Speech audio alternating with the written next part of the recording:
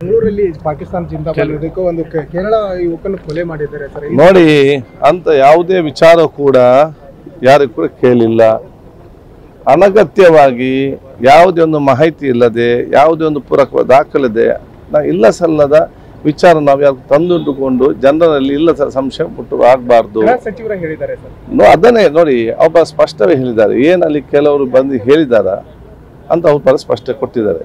ಇದರ ಬಗ್ಗೆ ಏನಿದ್ದಾಗ ಈಗ ಅಲ್ಲಿ ಗುಂಪು ಸೇರಿ ಹಲ್ಲೆ ಮಾಡಿ ಕೊಂದು ಸರಿಯ ತಪ್ಪ, ಅದರ ಬಗ್ಗೆ ಚರ್ಚೆ ಆಗಬೇಕಲ್ಲ. ನಾಳೆ ಇದೇ ರೀತಿ ಅಲ್ಲೆಲ್ಲಿ ಗುಂಪು ಮಾಡಿ ಪ್ರೇರಣೆ ಆಗಬೇಕಾ? ಸರಿಯ ತಪ್ಪ ಅಲ್ವಾ?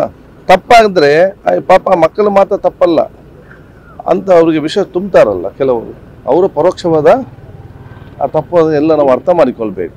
ಯುವ ಜನರು ಮತ್ತು ವಿದ್ಯಾರ್ಥಿಗಳನ್ನು ಇವತ್ತು ಸತ್ವಜಾಗಿ ನಾವು ತಂದು ನಿಲ್ಲಿಸಬೇಕು. ಇದನ್ನು ಪ್ರತಿಯೊಂದು ಸಮಾಜದ, ಪ್ರತಿಯೊಂದು ವರ್ಗದ, ಪ್ರತಿಯೊಂದು ಪ್ರದೇಶದ ಎಲ್ಲರೂ ಆತ್ಮಾವಲೋಕನ ಮಾಡಿಕೊಂಡು ನಮ್ಮ ಸಮಾಜದ ಯುವಕರನ್ನು ಸತ್ವಜಾಗಿ ಅವ್ರ ಭವಿಷ್ಯ ಅತ್ಯುತ್ತಮ ಶಿಕ್ಷಣ ಪಡೆದುಕೊಂಡು ಅವರ ತಂದೆ ತಾಯಂದರ ಆಸ್ತಿ ಸಂಪತ್ತಾಗಿ ಮಾಡಿ ಈ ದೇಶದ ಮಾರ್ಪಡುವಂಥ ಕೆಲಸಕ್ಕೆ ಎಲ್ಲ ಪೂರಕ ವಾತಾವರಣ ನಾವು ನಿರ್ಮಾಣ ಮಾಡಬೇಕಾಗ್ತದೆ ಹೇಳಲಿಕ್ಕೆ ನಾನು ಇವತ್ತು ಬಯಸಿ. ಇದು ನಮ್ಮ ಇಡೀ ಈ ಒಂದು ಘಟನೆ ಅಲ್ಲ, ಇಡೀ ಮಂಗಳೂರಲ್ಲ, ಇಡೀ ನಮ್ಮ ರಾಜ್ಯ ಮತ್ತು ದೇಶಕ್ಕೆ ದೊಡ್ಡ ಮಟ್ಟದೊಂದು ಕಪ್ಪು ಚುಕ್ಕೆ ಅಂತ ಹೇಳಲಿಕ್ಕೆ ನಾನು ಇವತ್ತು ಬಯಸ್ತೇನೆ.